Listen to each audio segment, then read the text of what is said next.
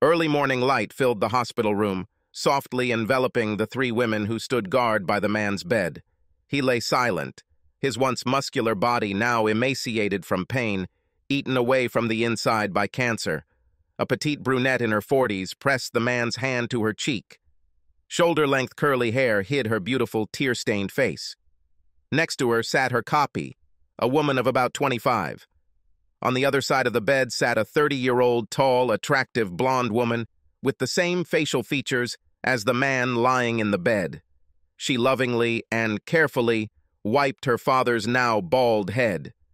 Their silent vigil was interrupted by a quiet knock on the door.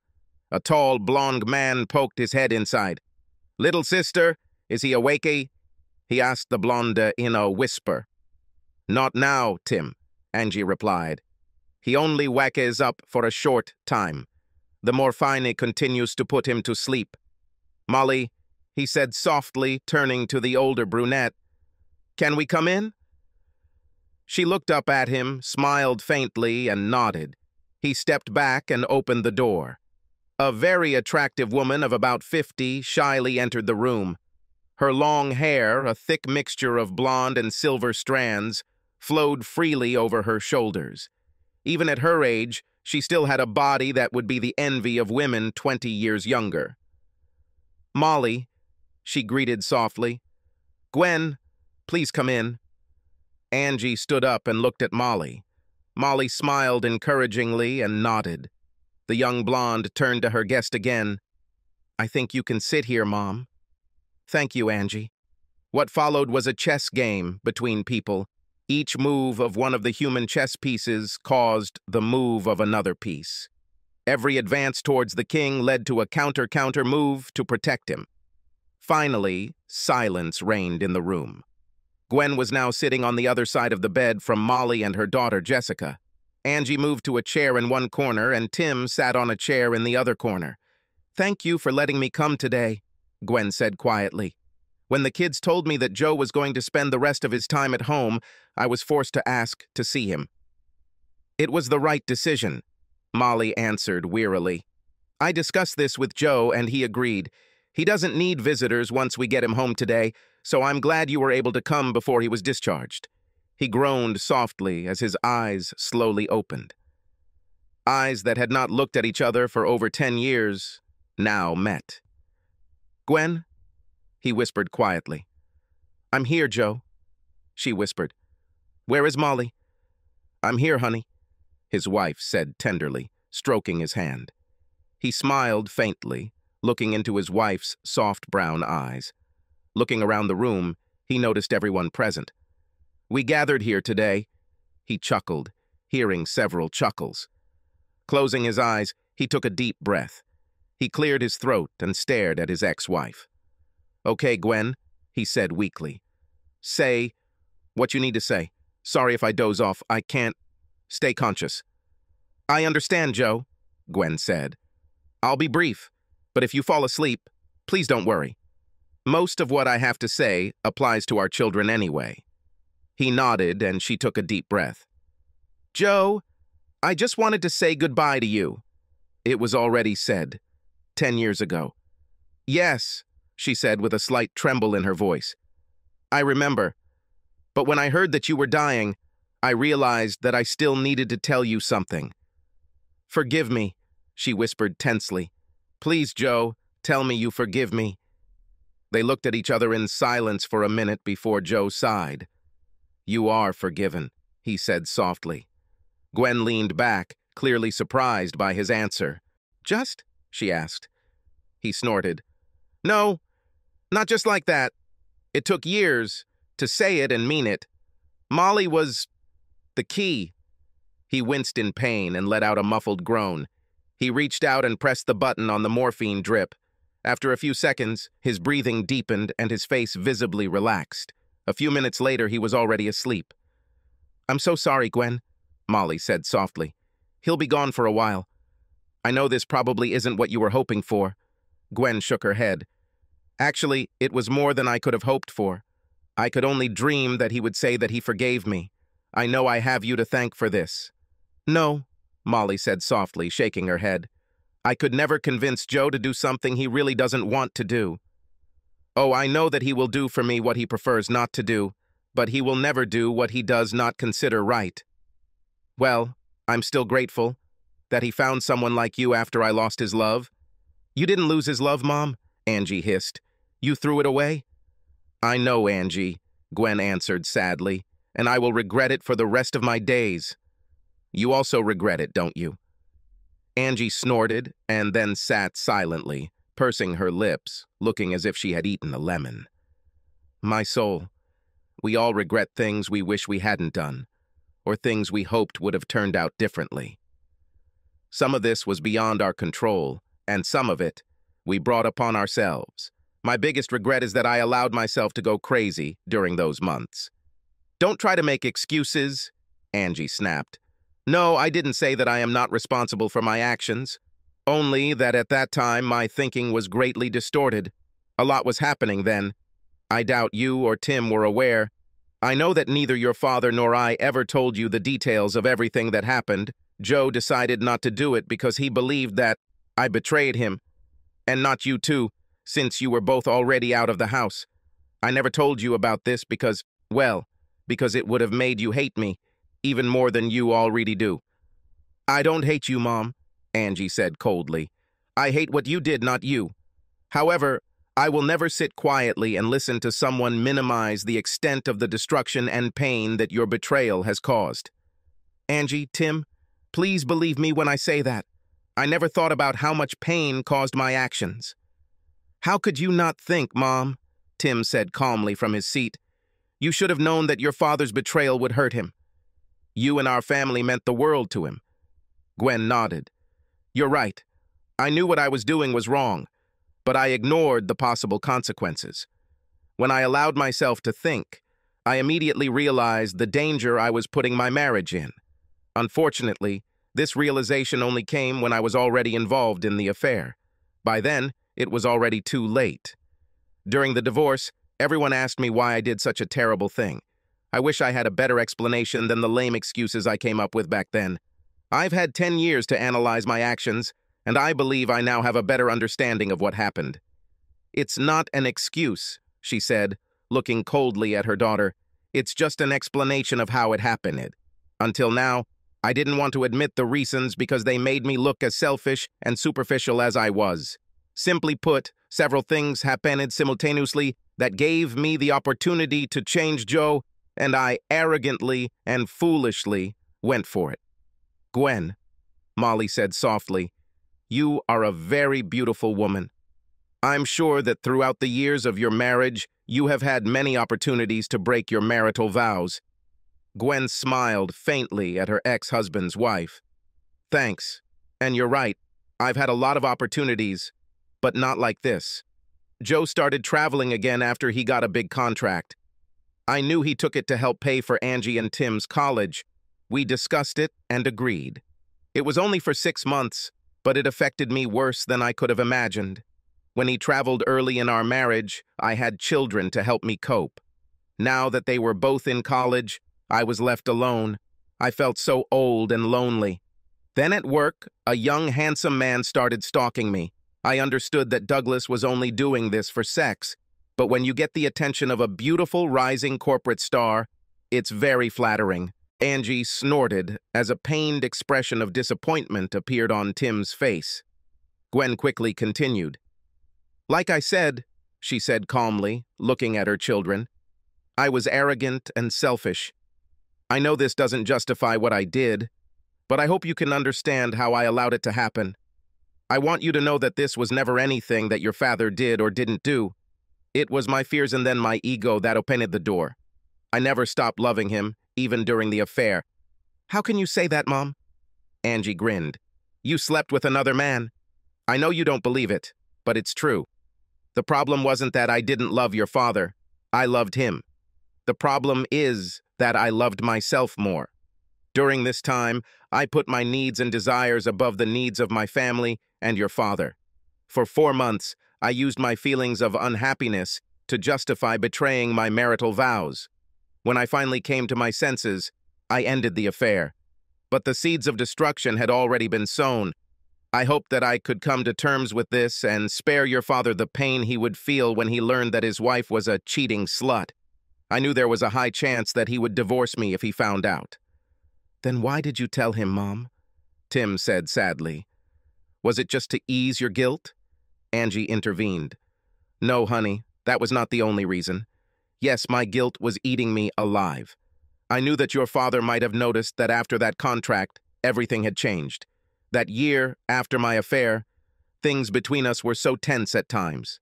I understood that sooner or later, I would have to confess to him. However, fate intervened and did it earlier than I expected. When I broke off my affair with Douglas, I knew that neither of us wanted anyone to know about it. In fact, he had more to lose than me. He was married to the daughter of one of our board members and was a stellar project manager for our corporation. He was going to become the youngest vice president of our corporation. So when I ended the affair, I made one condition. He was never to contact Joe or work with him on any project. In the past, my corporation had repeatedly entered into contracts with your father's company, and I couldn't bear the thought of Joe reporting to Douglas. Douglas will always have the secret knowledge that he slept with me, and he may have influenced your father in some way. I couldn't let him disrespect Joe. Sounds stupid, doesn't it? After all these months of disrespecting your father? Douglas, of course, agreed. It seemed that everything would be fine if I could overcome the guilt. And then this damn government contract appeared. It was potentially worth millions, and I knew Douglas would lead any GSA project if we won it.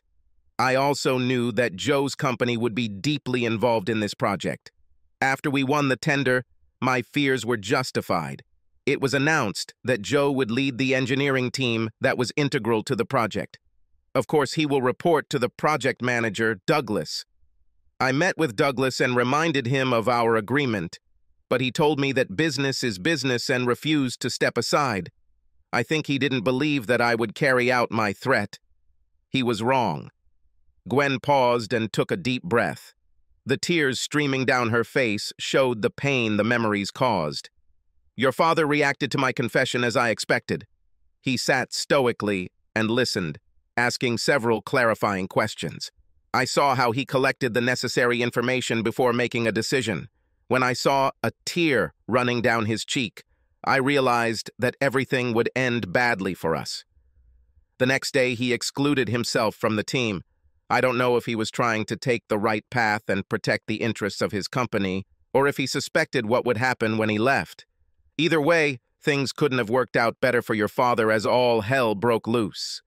He was a key figure on that team, so when he tried to leave, it attracted the attention of everyone, including the big shots at both of our companies. As they began asking questions, their assistants began digging for answers. It didn't take them long to discover Douglas and I's affair. And then the nightmares that tormented me all last year became reality. As I expected, the dollar sign outweighed all the influence of Douglas, and he was removed from the project.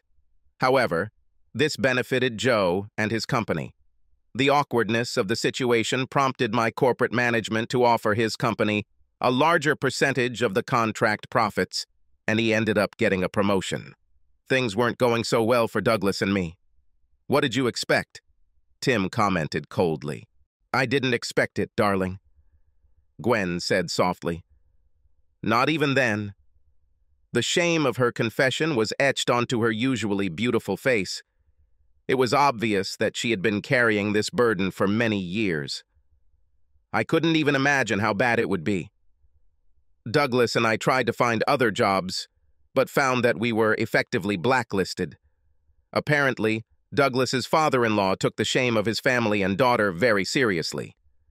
As a result, Douglas was sent to all sorts of unpleasant projects in the most disadvantaged countries of the Third World.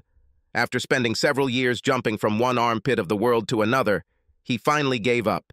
He gave his wife a divorce and crawled away with nothing. Last I heard, he was selling insurance in Detroit. Since he was a couple of steps above me in the corporation, he was still considered one of my bosses. I know the company was afraid of being sued, so they promoted me. I was transferred back to some office that would never see the light of day. I don't think I should complain. The money is decent, but my career is essentially over." She paused and looked into the eyes of everyone in the room, as if trying to gauge how they were taking her confession. Jessica narrowed her eyes. It was unpleasant for her to hear how her stepfather had been betrayed. Molly looked worried and wary. It was clear that she already knew most of this. Only the looks of Tim and Angie made her flinch. The resentment and disappointment in their eyes seemed to be beyond her strength. Gradually, she gathered her strength and continued. "If I thought everything was bad at work, then what was happening at home was pure hell. My marriage was falling apart and there was nothing I could do to stop it. Joe sat down and talked to me several times after he filed for divorce. I apologized until I was blue in the face. I told him that none of this was his fault, that it was I who ruined our wonderful marriage. He said he couldn't be too wonderful if he wasn't enough to keep me out of Douglas's bed. It was painful.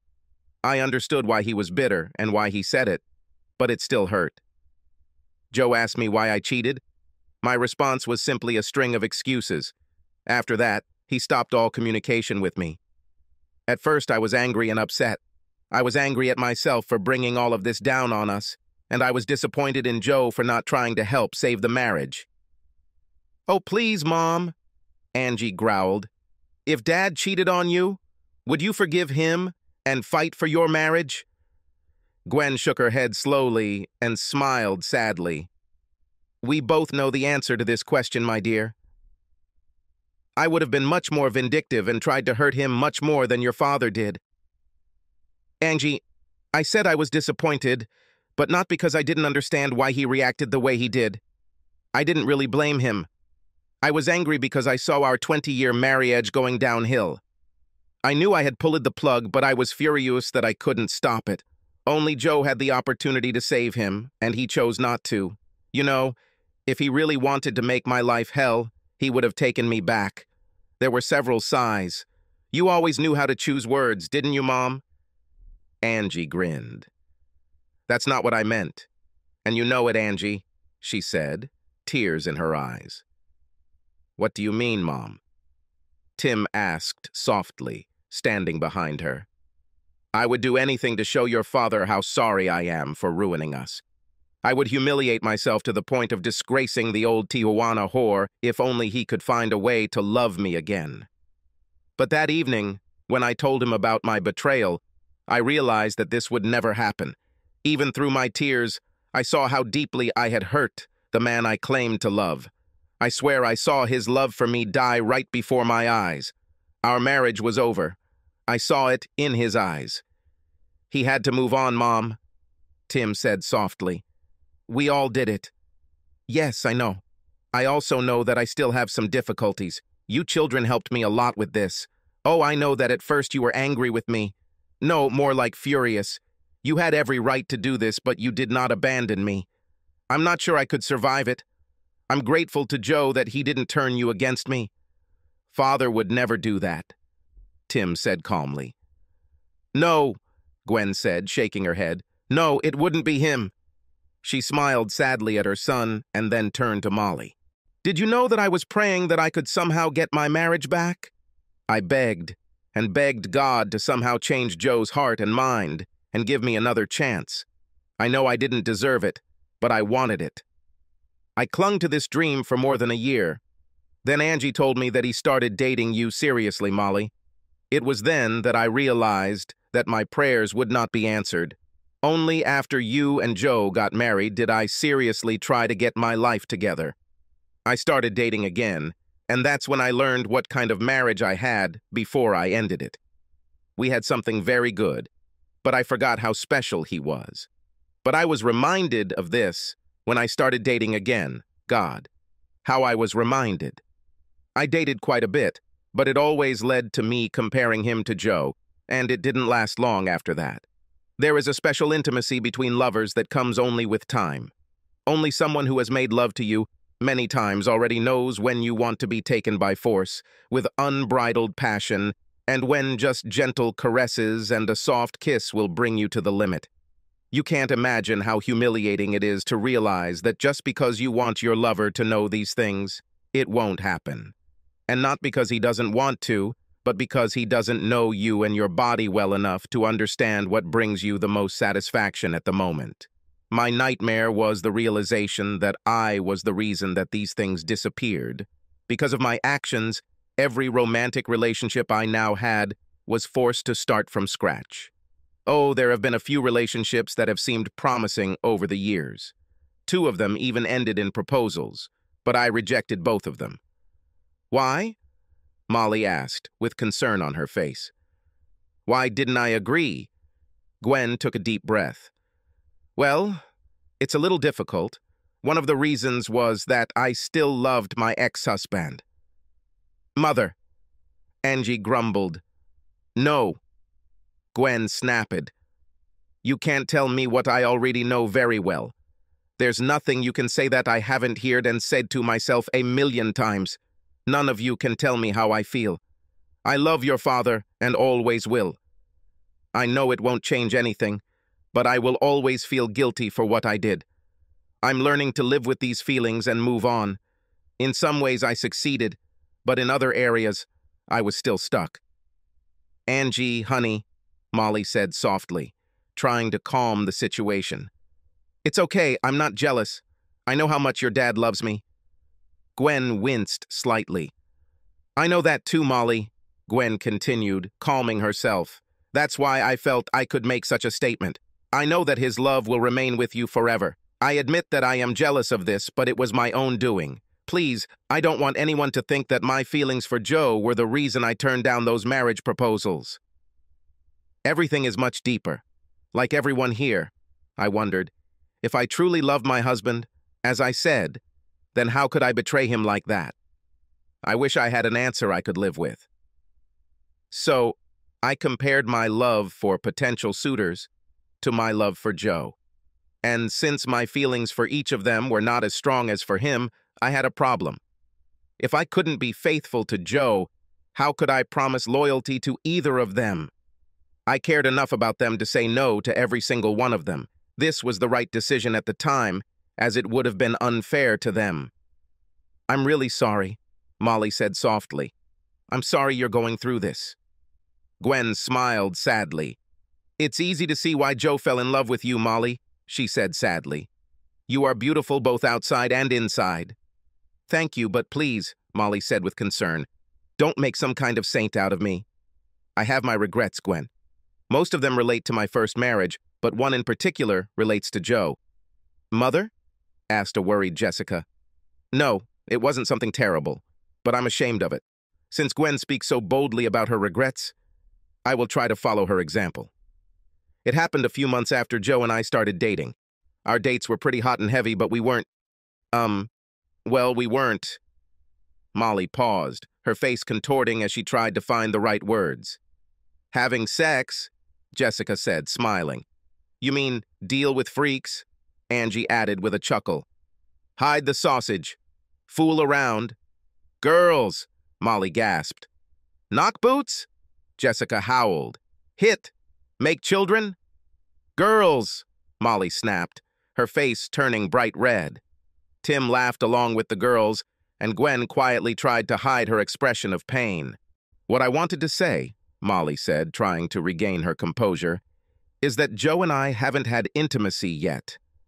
I knew that for him, and for both of us, this had been a long time coming, and the sexual tension between us was making things more complicated. And then I overheard a phone call. It was clear that Molly was beginning to feel uneasy.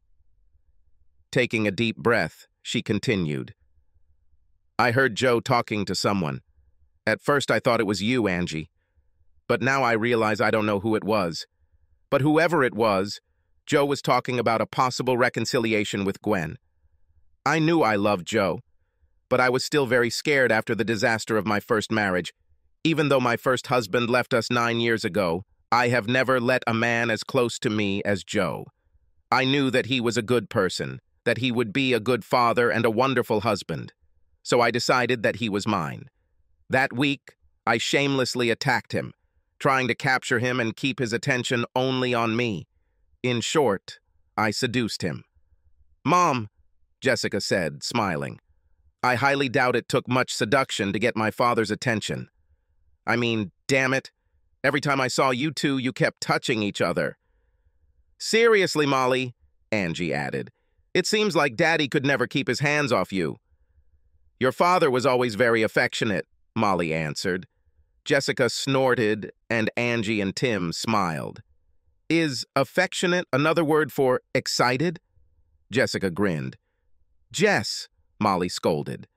The three grown children laughed. Gwen shifted uncomfortably in her seat. Mom, Jessica said, still smiling, I don't understand why you regret showing the man you love how much you wanted him. Dear, I don't regret this. I only regret that the fear of losing him led me to this. And I also wonder what would have happened if I had not done this. Would Joe wait for me? Would he return to Gwen? Whatever happened, I would hope he was happy. I know I was more than happy with our life together, Molly, Tim said softly.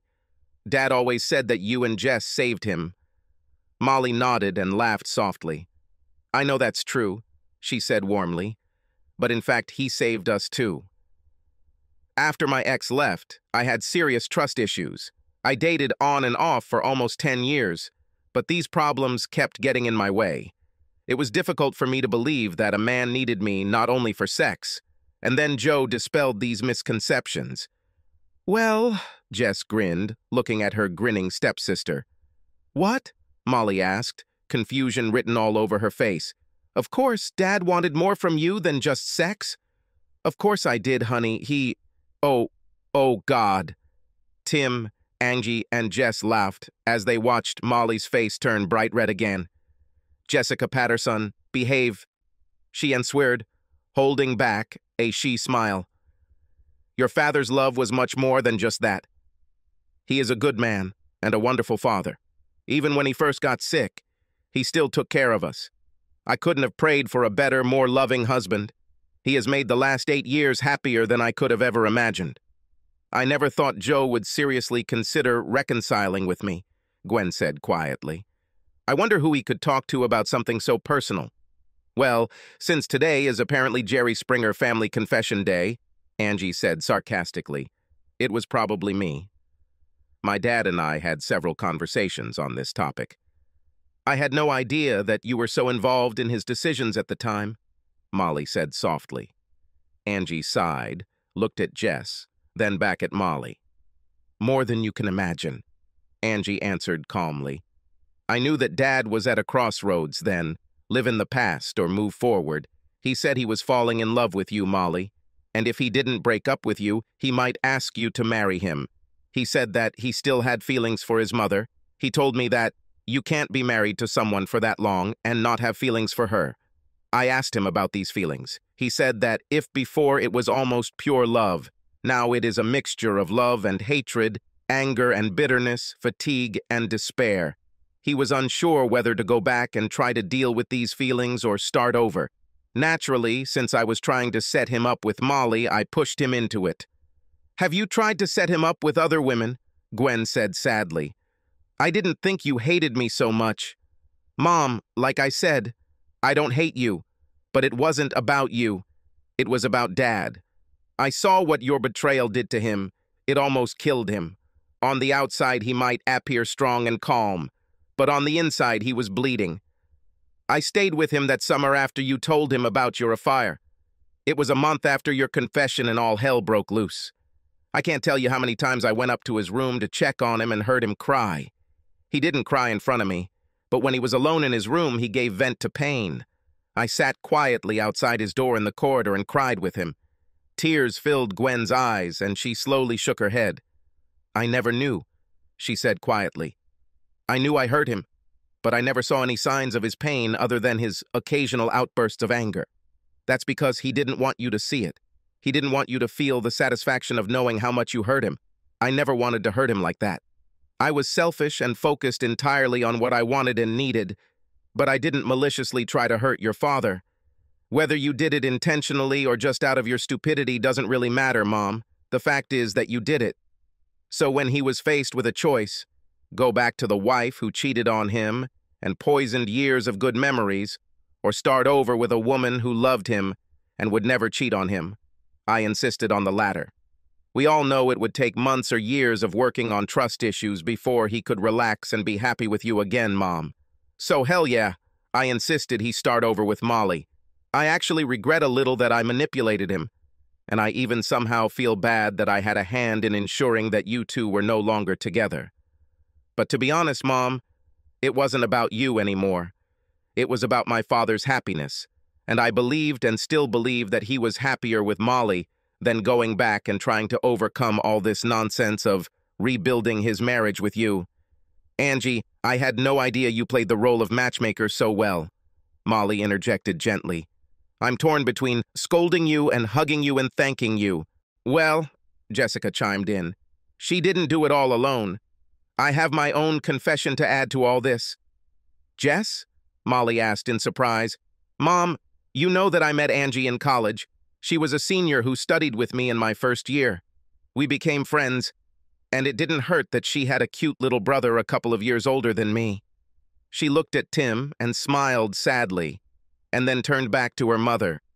I still lived at home, and Angie came to see me several times. I could tell she was watching you very carefully. When I talked to her about it, she shared her thoughts that you and her father would be the perfect couple. I was planning to move to campus next year and was worried that you would be alone. I guess that's when we conspired to find a way to bring you together to see if there was any chemistry between you. I met Tim several times before Angie invited me to spend the weekend at their house. When I first met my dad, Joe, I immediately fell in love with him. Angie snorted with laughter. She fell in love with him almost as quickly as you did, Molly, Angie snorted. Bullshit, Jessica snapped, smiling. I fell in love with him at least a full week faster than my mother.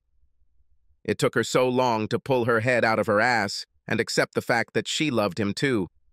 Jess, tongue, Molly stated firmly and allowed herself a small smirk. Jessica playfully stuck her tongue out at her mother and smiled innocently.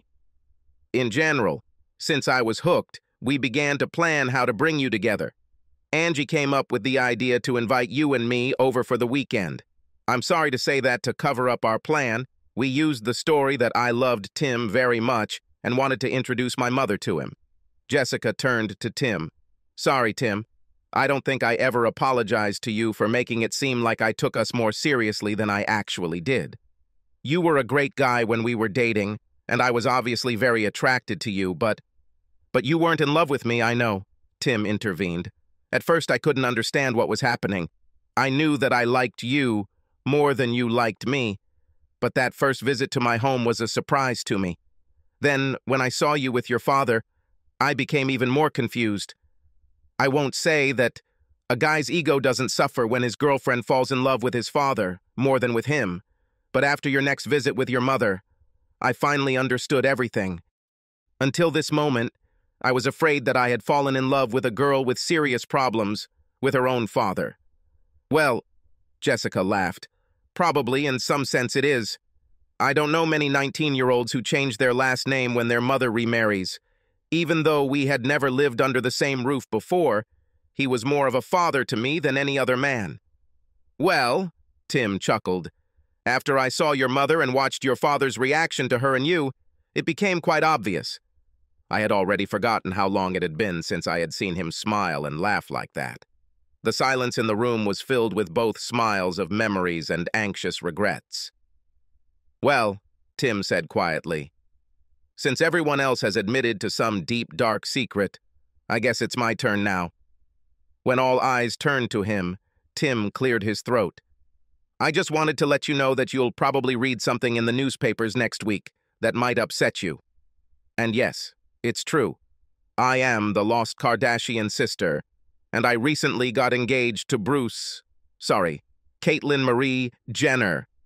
Jerk, Angie snorted.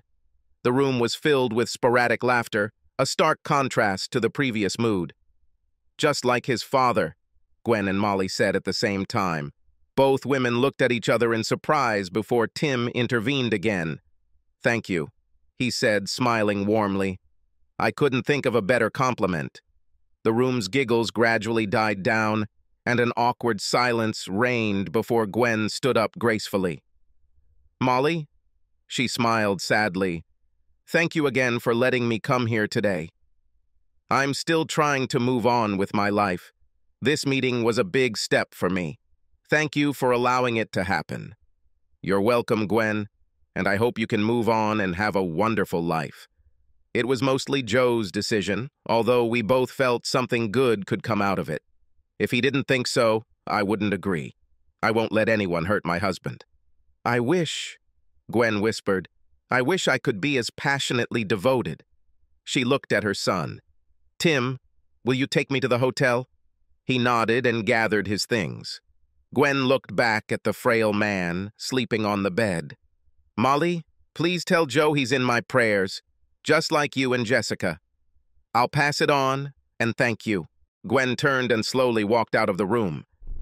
As soon as she was on the other side of the door, tears streamed down her face, and she sobbed softly. She realized that this was the last time she would see the love of her life alive.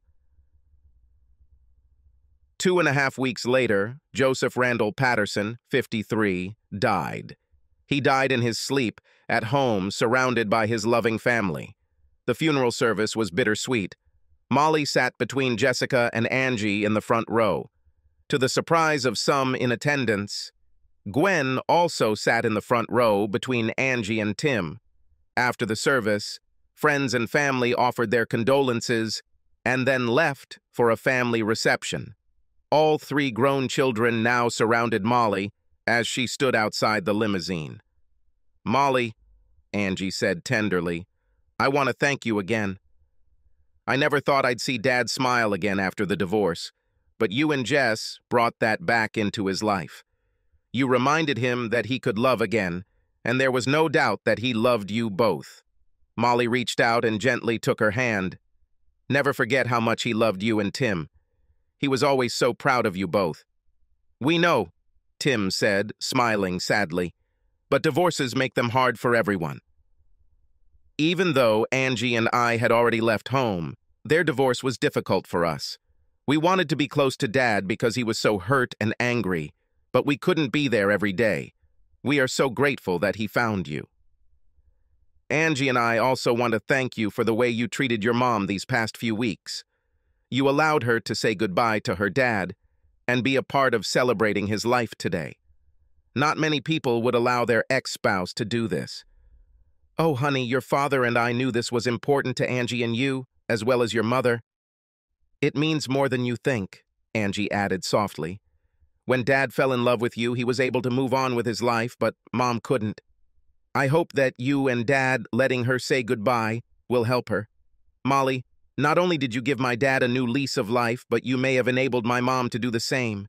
Your father and I love you both so much, Molly began to say, but her voice broke. I love both of you. Molly tried to suppress her sobs as she leaned against the limousine. Tears began to stream down her face. I will miss him very much, she sobbed. Tim stepped forward and hugged her as she buried her face in his chest and burst into tears. Both young women held each other as they watched her mourn the loss of her love. Gradually, she came to her senses, and everyone turned their attention to a lonely woman kneeling next to the grave. Not paying attention to those present, the woman quietly sobbed. She gently stroked the cold marble tombstone, whispering words addressed to the man she had once called her husband. Angie and Tim silently walked over and stood on either side of their mother. Mom, Angie whispered tenderly, time to go.